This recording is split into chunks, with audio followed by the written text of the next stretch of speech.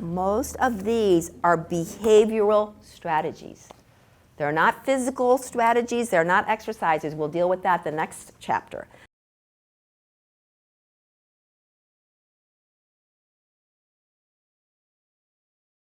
This one is more the brain, okay? We get into patterns and habits, right? Triggers and all of those things, right? So we got to work on those.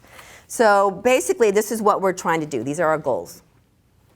Maybe put this up in a private place if you live with somebody else, and put it somewhere so you know that these are your goals. In the next 3 or 4 months, let's say that, you guys. And that's why I like the target, right? If we aim at nothing, we will always, what?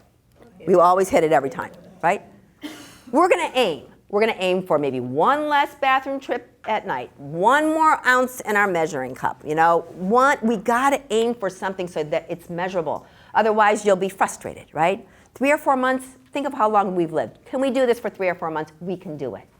What do we have to lose? We have nothing to lose, right? Let's all try it, see what happens. I will tell you, I will say this many times. I say this in my yoga class.